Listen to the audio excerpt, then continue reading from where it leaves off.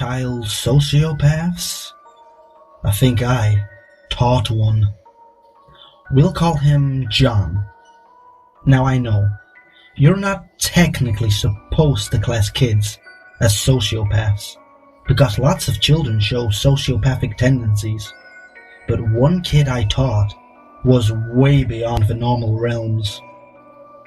He was 7 years old when I had him in my class, and maybe he'll grow out of it, but I can't help but think I'll keep my eye on the news for his name in a few years' time.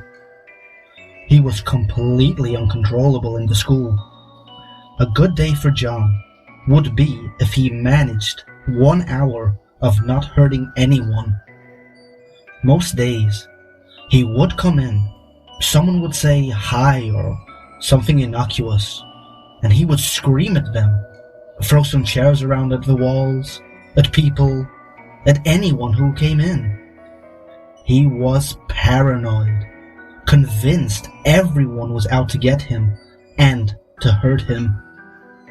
He once threw a chair at the kindest girl, the only girl in the class who even tolerated him, and that's only because she was so nice. I pointed this out to him, asking him to explain what he had done. He said that she had once, 2 years ago, asked him to be good, and that made him mad. He held grudges from 2 to 5 years ago against basically every other child in the class. When new kids joined, he'd quickly find a reason to hold a grudge. Stuff like, he wore the same shoes as me, were just as valid as reasons as, he breathed near me, or her hair is too long. He would go into stories about how he had stabbed his rabbits, stabbed his mom, stabbed his sister. These weren't threats like, I'm going to. This was like he'd come in and tell me, last night I stabbed my sister, and I saw all the blood come out. I rubbed my face with it. The police were called, and they took me to prison, so I stabbed the policeman too. I laughed as he died. On and on, in so much detail. He sexually assaulted girls. Now I know, he's 7 years old. It was never called that, but that's what he did. He would ask girls to go upstairs with him, where no children were allowed during break, and threaten them with violence until they did. Girls would go upstairs. He would kiss them, grope them. He told them they would get in trouble if they told on him, and that no one would believe them. This all came out when one girl came up to me in class one day and said, "Miss, I have a huge confession to make, and it's because I just noticed Julia said she was going to the toilet, and John isn't in the room either. I think they've gone upstairs to kiss." So I take this girl aside and ask her for more details, and this whole tale comes out, how she was the first, and she noticed other girls are also disappearing with John, so she followed them up and witnessed John kissing them too, how he intimidated them and pressured them not to tell. I investigated further, and there were at least 4 different girls who came forward and admitted this was happening. 2 of them couldn't even speak English, and the one was a lonely girl, but the other girl was a queen bee with insecurity issues. John clearly preyed on the vulnerable. The ridiculous thing was that he was in a mainstream school at all. The awful thing is that I reported incidents multiple times every single day, and nothing really ever was done. He'd be taken out of class for like 10 minutes. He'd pretend to be good as gold and sorry, and then he'd come back to wreak havoc again. A big problem was that our head teacher was frequently away as he was acting head at another school, so no one had the authority to do anything, to send him home or to punish him really. When I told senior management about the sexual assault stuff, they really didn't take my concerns very seriously and said they'd have words with the affected parties. I had to take matters into my own hands, basically teaching up a group of girls who were all victims about consent and training them to be vigilant, who would report to me if anything happened again, who would stand up for any victims and girls who this happened to, and who would look out for any girls who got too near to John, and would patrol upstairs with special permission from me to do so. The incidents stopped largely because every girl in the class eventually joined this group and became really good friends who stuck together, so John didn't have a way in with anyone. By halfway through the year, I basically gave up on asking for help. I still reported every incident, spent an hour every day after school writing up all the things that had happened and how I handled it. How I handled it was basically pacifying John with what he wanted. He got to play with Lego, play on the iPad, use paints, use clay, anything really that occupied him. It vaguely worked, in that he would be distracted long enough to not hurt anyone else. But obviously, he didn't learn anything at all. I realized I had to prioritize the 29 other children in my class, and that de-escalating was the only thing I could do. If he started to go off, I'd open up a new toy and wave it in his face like, "John, look, if you get off the table now and don't jump kick that kid, you can play with this new Lego toy." There were moments where he'd be responsive and listen, participate in the class, and sometimes even do a bit of work, but this was few and far between. The scary thing is that every agency was involved with him, and no one ever found anything wrong. What the fuck was going on? Social workers said his home was perfect. He had clear medical issues, as in soiling himself constantly, and apparently the doctors had no idea what was happening. Every educational psychologist he saw would say, "Something's wrong, but I don't know what," and they couldn't fit a diagnosis to him. I have 1,000 stories about John. It's been 6 months since I left teaching, for unrelated reasons, but John didn't help. And I still think about him, always worrying that one day I will turn on the TV and see his face. I was in a toxic, borderline abusive friendship with a girl from the ages of 9 to 12. Here's some background information to give you a little understanding as to what my life was like back in the late 2000s, early 2010s. I grew up in a very tumultuous household. My parents hated each other, and my extended family, along with my immediate, were plagued by mental illness and drug addiction. So, needless to say, I was a very anxious child who was drawn to unstable people, and they were drawn to me. I was a shy 11-year-old girl who, like many others before me, used the internet as a way to vent my frustrations and anger about my home life. This was the time where AOL was the main source of communication used between friends, and I was no stranger to this, along with MySpace and Facebook. However, I wasn't like the typical preteens of this era, or so I thought. I kept my profiles private, never accepted a follow or a friend request that I didn't know, and never shared my location on these said profiles. This is the part where I introduce Tanya. Tanya isn't her name, of course, as I don't want to use her real name in case he just so happens to watch this YouTube video. So let's call her Tanya for now. Tanya and I met in elementary school, one of the points in my life where my family situation was quite volatile, and in retrospect, I think she sensed this. I was vulnerable, and Tanya took advantage of my innocence. She never really displayed any signs of her true intentions in the beginning. Well, they never usually do. She would do shady things every now and again, like manipulate me into begging my mum to stay on the computer until the wee hours of the morning, ghost me when I didn't give her my favourite pen, or yell at me when I couldn't perfect a guitar solo on Guitar Hero. She did some other things to me that I believe my brain blocked out due to trauma. My mum didn't like her either. Parents always have a weird intuition when it comes to friends, and I wish to God I would have listened to my mum before Tanya did what she did to me.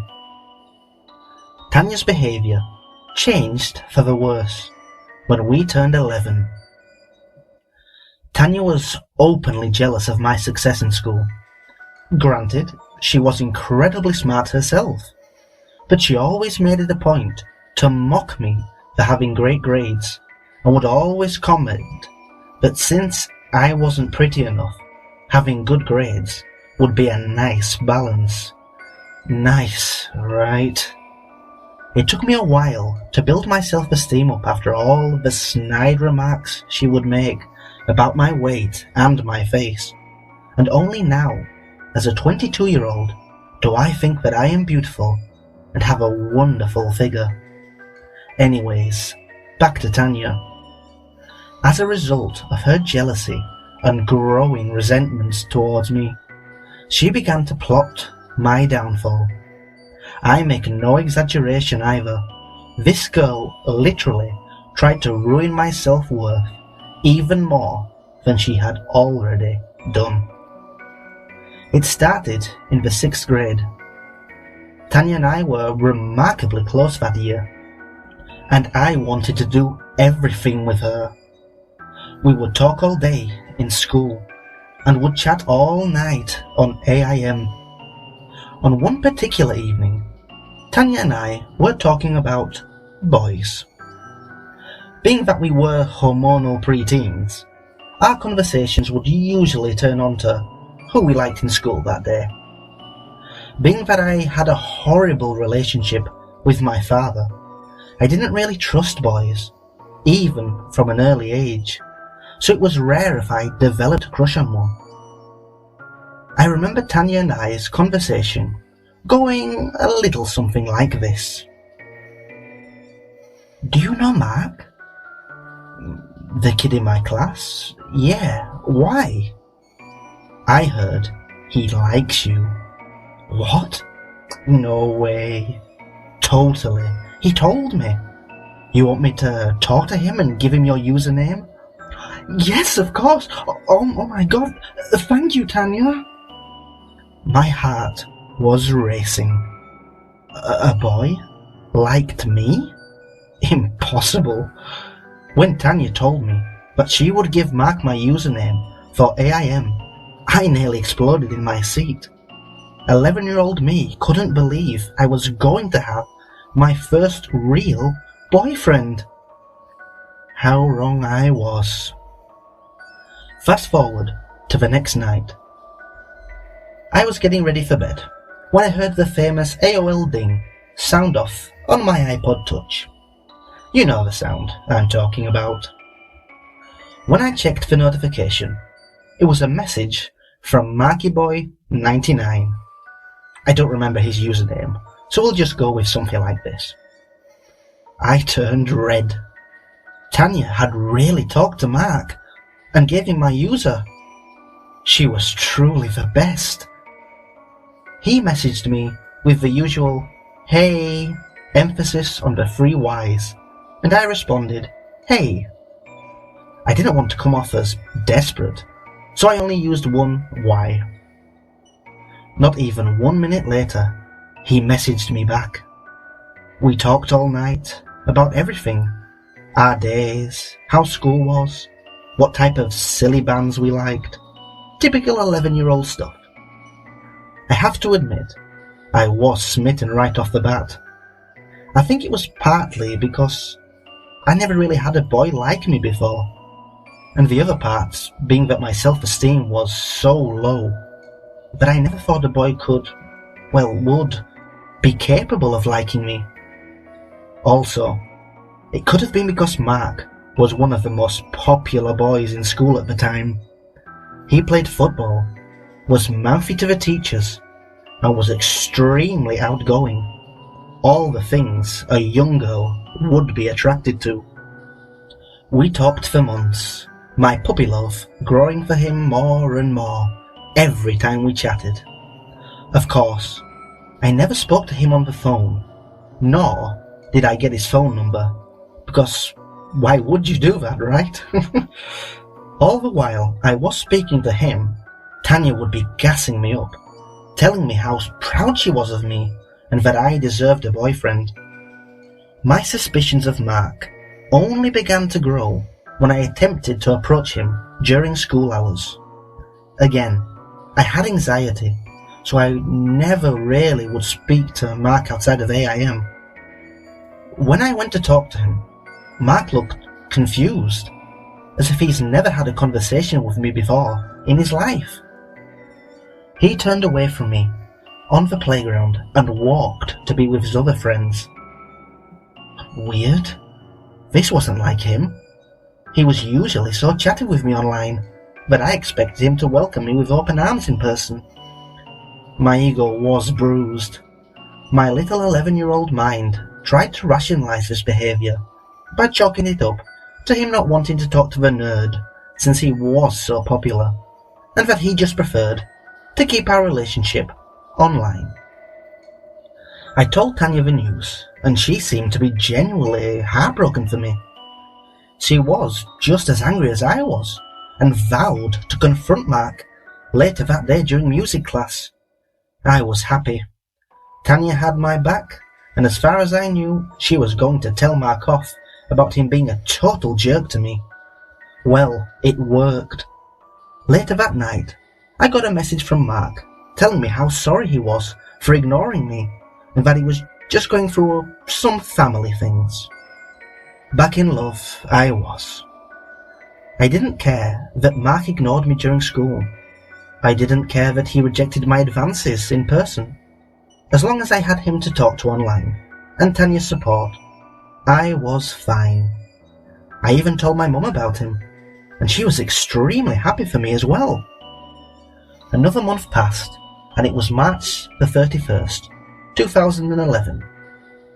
Mark messaged me and told me that he had something very important to tell me the next day. The anxiety began. What was it? What did he have to tell me? At that point, I considered myself and Mark to be dating, so I was anxious that he was either going to break it off with me or that he was going to make us public in school the next day. I told my mum and Tanya, almost on the verge of tears with how excited and nervous I was. Well, the next day, April the 1st, 2011, rolled around, and this is what followed. It was around 7 p.m, and I was on Club Penguin, as I usually was, until I heard a familiar ding. It was Mark. It was time for the news I'd been waiting for all day. Hey babe. Oh my god, hey. I've been waiting for you to chat to me all night. Sorry babe, I was at practice. Are you ready for the news? I was shaking with anticipation at this point. Even writing this now, a whole swell of emotions are resurfacing. Yes, of course. It was then that Mark sent me a picture. I opened it, but only it wasn't Mark. It was Tanya, and she was holding a handwritten sign that said, Happy April Fool's Day. At first, I started laughing, and I mean, it was an ugly laugh. Of course it was a prank. Tanya had gotten me so good, right? Well, wrong. It was then when the realization hit me that I started to sob. I felt betrayed and like a loser. Tanya had been behind Mark all along, and she had been planning this big joke since October of 2010. She had been so jealous that she pretended to be someone else and string along my emotions when she knew I was already in a rough place mentally. She told me that I was stupid to even think that Mark would even like me in the first place, and that I was dumb for not asking for his number. Tanya had been at this for 6 months. An 11-year-old girl plotted Mark, used him to make me think that a boy liked me, and tricked me into believing that I had a boyfriend, all the while telling me when we hung out that she was happy for me and that Mark and I were a cute couple. I told my mum, who then called her mum. My mother was livid, to say the least. She told Tanya's mum to tell her daughter never to speak to me again. I was crushed. My best friend of 3 years had catfished me because she simply wanted to play a joke. I was loyal to her, and she toyed with my emotions because she could. Tanya had tried multiple times to guilt trip me into being her friend again in the months that followed, leading into the 7th grade. One of the more memorable and honestly messed up times being when she messaged me a few days after my birthday in August to tell me that her mother had just died in a horrible car crash, that her body was dismembered and they could only find her head and wedding ring. As anyone would be, I was in tears. Tanya's mother was nothing but lovely to me, and learning that she died in such a violent way, it crushed my soul. I started talking to Tanya again, asking her when her mother's funeral would be. Tanya then revealed to me, seconds later, after speaking to her about the grisly details over her mother's passing, that she was kidding and was pranking me again, and that I was so stupid to believe her. She even sent a video of her laughing at me. I was disgusted. Who would even say something like that? What now 12-year-old would message someone that their mother was dismembered in a car crash? She then revealed her ugly and, quite frankly, evil intentions when we were at the beginning of the 7th grade and she became friends with a girl named Kaylee. They both invited me to sit with me at their lunch table, and because I was desperate for friends, I stupidly accepted, only to be met with hordes of insults and laughter behind my back every chance I wasn't looking. Tanya then messaged me one night telling me to kill myself and that the world would be a much better place without me in it. She had Kylie tell me to go jump off a bridge. Tanya told me that she hated me and was never really my friend to begin with, that I deserved all of the pain she put me through the year prior. I again told my mum, who then called the police. She had had enough of Tanya, and so had I. For 4 years, I had put up with Tanya's malicious behaviour, and I just couldn't handle it anymore. My mum made me delete my AIM account, and Tanya's mum told her to never contact me again or else. My mum also advised me to move lunch tables, but I was hell-bent on not letting Tanya win. For the entirety of 7th grade, I sat at the same table as Tanya, only I spoke to my friends at the other side of the table. I never spoke to her, looked at her, or gave her any sort of attention. Kylie was scared to death of me afterwards too, as the police had gotten in contact with her family as well. It's been 10 years, and I still haven't spoken to Tanya. I am now 22 years old, have 2 bachelor degrees, one in psychology and the other in history, and I am now working towards my master's in clinical social work. Tanya did other things to me, too, that I could write a whole other story about, but I think writing this one helped to give me closure on the part of my childhood that scarred me for years. I thank God for my mum stepping in when she did, because I don't know where I'd be without her. As for Tanya, I don't know where she is or what she's doing, and I'd really rather not. On the off chance she stumbles upon this story, I do have a message for her. Your jealousy and wishes for death upon me did not win, and I truly hope that karma does not come around one day to bite you in the ass. Tanya, let's never ever ever meet again.